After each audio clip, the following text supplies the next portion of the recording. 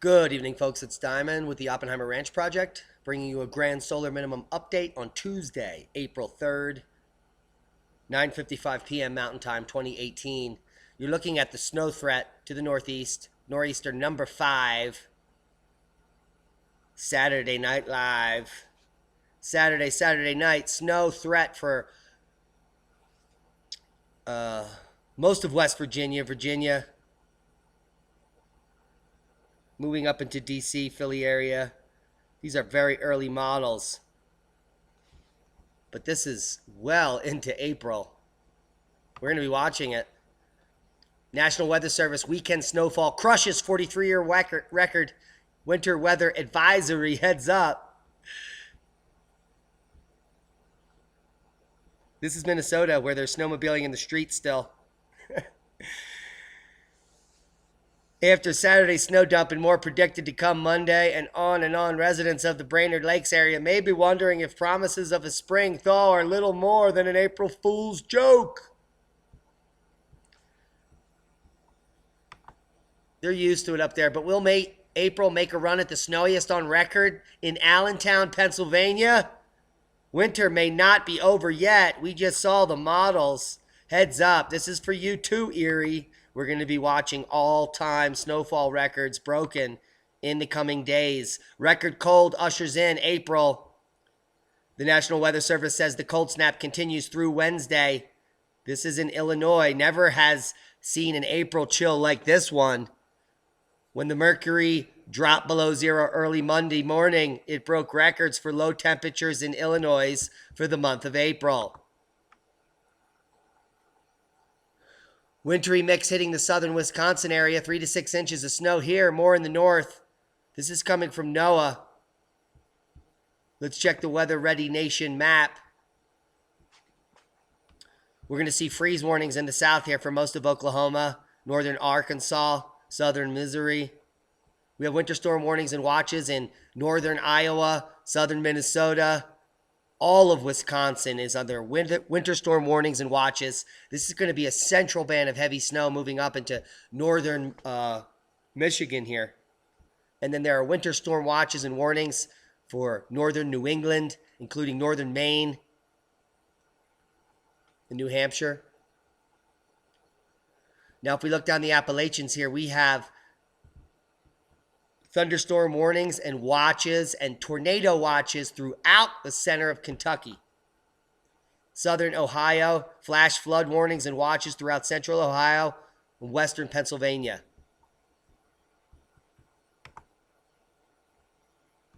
A lot of bandwidth. Just talking about that Illinois record temperature broken on Monday. Look at that thermometer. Whew. Illinois has never seen an April chill like this. When the mercury dropped below zero early Monday morning, it broke records for a low temperature in Illinois for the month of April. The coldest readings we saw were -1 in Lincoln, -2 in Paxton. That's a heads up. Totally cold up right in the center of the country. We're not talking Canada, guys. We're talking in the spring in the middle of the U.S. Record-setting April snowfall dumped 7 inches in one PA town. Right on the blossoms. We've got tulips up everywhere, covered in snow. The quick-hitting storm that covered much of central PA in a light blanket of snow on Monday set records for Harrisburg and State College. Each set new daily snowfall records, 4.5 inches and 3.9 inches, respectively, winter wonderland.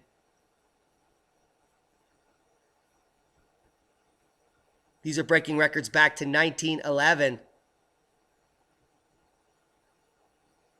The highest amounts, 4 to 6, stretch from Altoona and Johnstown up to State College and Williamsport, north of Allentown into New Jersey, which is why they're pushing an all-time snowfall record moving into this next storm, nor'easter number 5. New York City passed the heaviest April snowfall since 1982, and it's not over. We've got this Friday storm coming in there Saturday. The calendar read April 2nd, but heavy snow, wet snow, poured down in New York City early Monday. The big fat flakes piled up quickly, and despite the temperatures hitting 60 degrees the day before, stuck to everything. By 10 a.m., 5.5 inches had accumulated in Central Park, the most during April since 1982 when 9.6 inches fell. The amount was the 7th most on record in April, less than 2 inches away from making the top 5. Whew. And we are not even at solar minimum yet, folks. Next winter will be record-breaking, and we'll be covering it.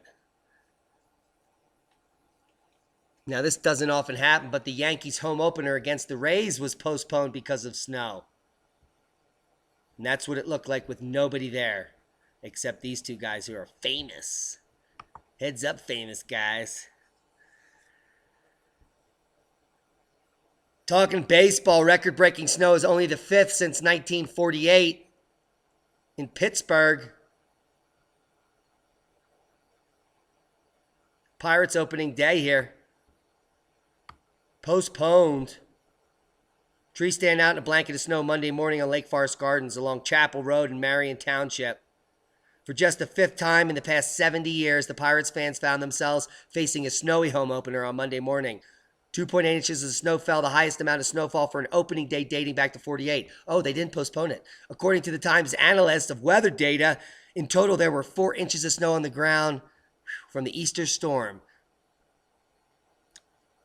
Monday's snowfall broke a daily record for April 2nd in the region. The previous was only 1.5 inches in 2005. Do you guys see a pattern here? I don't see any global warming. Thanks, Al. And that's a boom. We just talked about records in 12 states. Record cold, record snow, no global warming. And that's a heads up. Thanks, Al. There's the opening map. Make it stop. More winter weather ahead, including chance of snow and thunderstorms in New Jersey. It doesn't get any better than this. New Jersey snow totals. Which town got the most snow in the April storm? I'll leave you links to this. That hammock is filled with snow. Great Falls is chasing the winter's snowiest record. In one of the snowiest years ever, crews are working overtime to clear the streets. Great Falls, Minnesota is chasing the record for the snowiest winter ever, with even more snow and winter temperatures forecast for the week. The average seasonal snowfall to date is 52.7 inches. Following an additional 3.8 on Monday, the city has 88.5 inches of snow this winter, making it the second snowiest winter ever. And that is a snow boom of Al Gore proportion. Monday's 4-inch snowfall tops the record set back in 1912. Dennis Callahan, 68 of West Deer, enjoys his ride through Deer Lakes Park on Monday. The stunning blanket of 4 inches of snow early Monday broke the daily record of 1.5 set back in 1912, according to the National Weather Service, which has been keeping records since the centennial minimum, which is also here, 1912, solar minimum of cycle 1415, which is exactly where we are in total solar irradiance, but we'll be dropping much lower next year.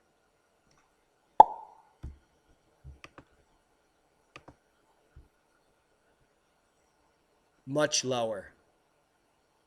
But there's someone keeping the dream alive.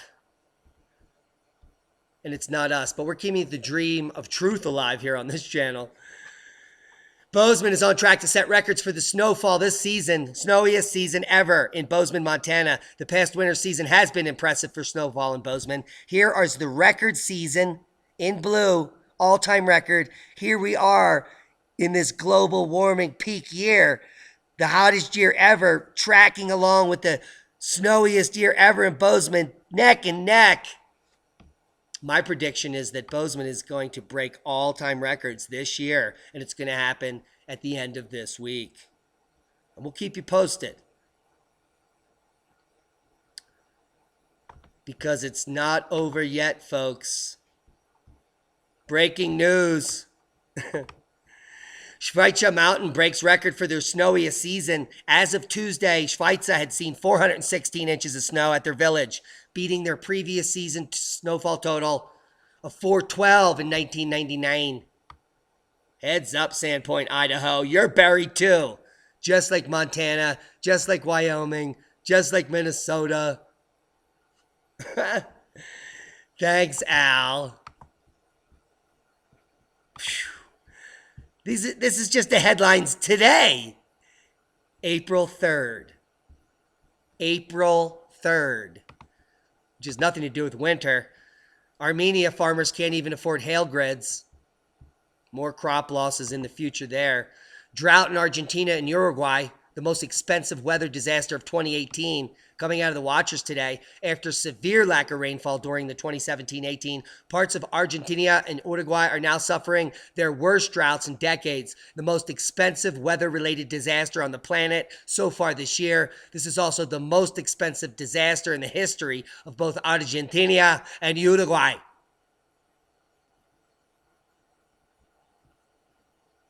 It's dramatic, a farmer and the agricultural engineer who provides advice for growers told the Associated Press. Not only is there physical loss of grain yield, but there's also loss of quality, which lowers the product's final price. And it gets dumped on the commodities market as animal feed, which we're seeing all over North America right now. That blows to Argentina, where the farming is the economy's main engine. This is just leading to more crop losses and failures. Put it on the map, Ice Age farmer.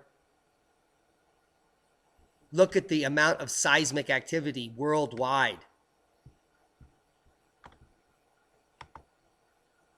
5.4 in Tubelo, Indonesia. We have some large shockers here just north of New Zealand in the last 12 hours, including this 5.2, 100 kilometers south of Rhode Island.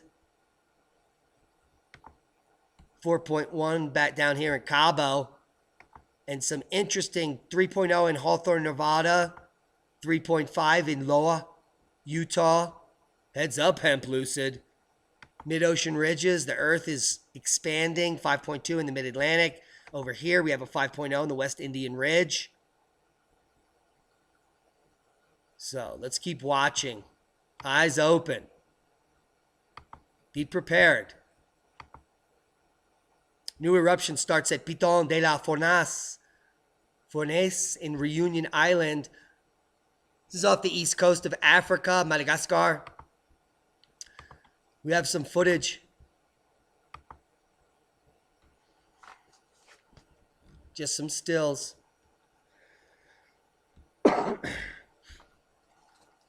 This is not a dangerous volcano, folks. Do not get your panties in a bunch. This is a basaltic flow similar to the Hawaiian Islands, which would only be a nuisance to locals and certainly not cool the planet in any way. But nonetheless, it is adding to new volcanic activity worldwide on the increase. Piton de la Fournaise volcano erupting. 4 out of 5 is the current status. There was a code orange today. This volcano has been continuously erupting for all of modern history.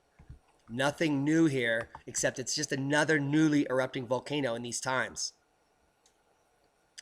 Antarctica's underwater ice is retreating 5 times faster than it should be. Here on the western flank, most pronounced. Unfortunately, there's no science going on in the world, which makes my head hurt. But this map shows the migration of the grounding line. And here it says it's receding deep below 8 of Antarctic's largest glaciers at an alarming rate. Global warming, global warming, global warming. Here is the site of some of the 91 volcanoes that were recently discovered in the last 2 years under Antarctica in the same exact region where the retreat is occurring. And as the cosmic rays increase worldwide, moving into the grand solar minimum, and they continue to increase for the rest of your life and the rest of your grandchildren's life in perpetuity for decades, we're going to see volcanic activity increase worldwide. And according to Robert Felix et al., including myself, this includes a massive uptick in underwater volcanoes in the ocean, including mid-ocean ridges. and tens of thousands of volcanoes which have not been discovered, including recently this ton of volcanoes that they just found in Antarctica, 91 to be exact, that they didn't know were there. Apparently, many of these are active and erupting currently because the data is in. The underwater portion of the ice is shrinking. And if you watch the channel, I just showed you that Antarctic surface ice is 41% bigger than last year. 41% larger than last year.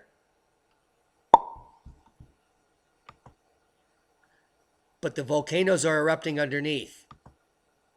Let's talk about the revised historical TSI, solar irradiance forcing. This paper came out today, and it is not good, folks. Come down here to page 8. The models they run were using Kronos, MC17, SSR11 here, US16, and the MU16. These 4 Kronos runs are the extreme runs here, where you can see TSI varying in massive amounts. Here's the Dalton Centennial minimum. Here's the Dalton minimum. And then the Maunder minimum. And the graphs we use here on the channel, the newest updated CMIP6 model and the CMIP5 are shown here, which we use every day.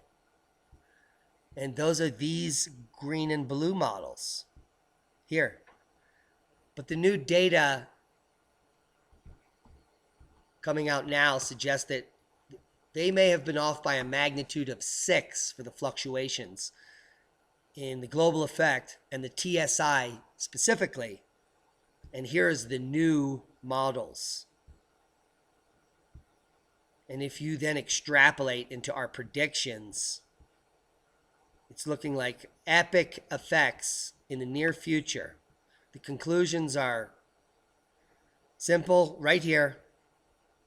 And the layman can get through this paper. It's not that difficult, especially if you've been following our channel. The revised historical solar irradiance forcing done mathematically shows that it could be up to 6 times more fluctuation in TSI than we had previously thought, making the CMIP6 model underestimated by up to a factor of 6. Which means this could be 6 times more severe of a drop-off. That's all that means. I'm going to leave you links to this blog, My Month with Chemtrail Conspiracy Theorists, to get you in the mindset of April's Chemtrail Conspiracy Awareness Month, where we're going to dissect the known science about what's happening in our atmosphere, in our stratosphere, what's happened since the turn of the century with weather modification and geoengineering, what we know about the science, and what we know about the nonsense, which is mostly the entire chemtrail conspiracy. So I implore you to read My Month with Chemtrail Conspiracy Theorists. And let's real quick look at some of the numbers. In 2016, there were 15,631,000 flights, commercial flights. Just 46 years prior to that, there were less than 400,000 commercial flights. In the last 46 years, you've seen an increase of almost 30 times the amount of air traffic. 70% of that increase has happened in the last 20 years. There are over 42,000 flights a day. And that has been the same for the last 6 years, because it has increased dramatically in 2010 and has remained pretty constant since then, which is the entire length of the chemtrail conspiracy since 2010. Those are the numbers. Now you're looking here at a picture of an aerial standard infrared in 2004.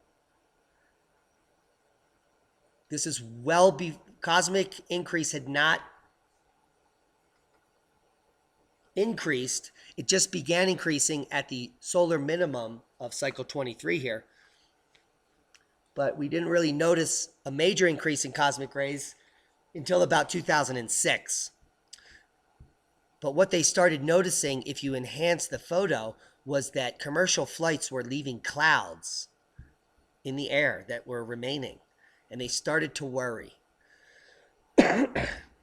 Because if these clouds were true, then what they would do is they would cool the planet because of something called albedo effect. So scientists began to worry in 2004 that air traffic could actually be geoengineering the planet and cooling it. And then here in 2006, coming from MODIS, Cirrus satellite imagery, at the solar minimum of cycle 23, cosmic ray flux was high during this photo. And you can literally see tens of thousands of persistent contrails over Georgia, South Carolina, North Carolina, in and out of Atlanta International. You can see them moving along with the wind, with the jet stream and the wind patterns as the planes take off, and they are not dissipating as of 2006. The planet began cooling in 2006 from air traffic.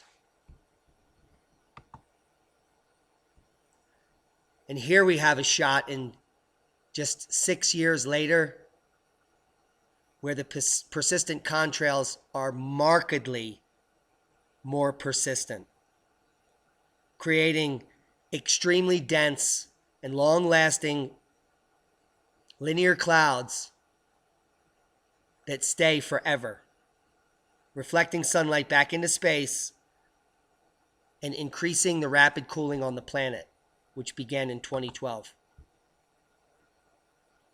It was masked by the El Nino in 2016, but is very apparent right now. And if you go out and look up in the skies, you can see these consistently everywhere that there is major air traffic. And because the cosmic ray increase is causing these persistent contrails to last, this is not very good. 50,000 flights a day are cooling the planet through inadvertent geoengineering through commercial air traffic. That is the truth. No covert operation with chemicals needed.